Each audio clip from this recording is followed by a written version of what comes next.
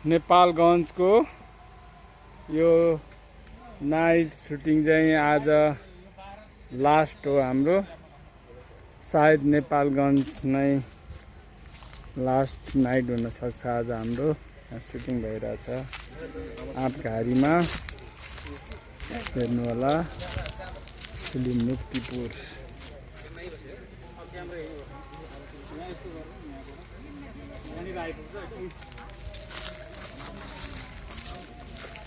विकास भयङ्कर विकास भइरहेछ नेपालगञ्जमा। हाम्रो एडी आउँदै हुनुहुन्छ, अनिश सर आउँदै हुनुहुन्छ, छटपट्टि राख्नु भएको छ उहाँ। नेपालको एकदमै व्यस्त स्वस्थ चाहिँ होइन, आँखा अलिकति स्वेलिङ भइरहेछ।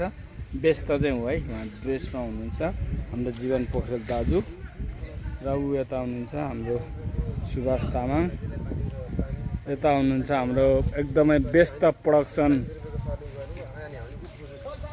नेपालगञ्जको बसाइ मेरो 52-55 दिन जति भयो। अब म भोलि बेलुका चाहिँ काठमाडौँ निस्किन्छु। आज नाइट सुटिङ छ, होल नाइट। यतै लाइटिङ भइरहेछ, गाडी सबैले पाउनुहुन्छ।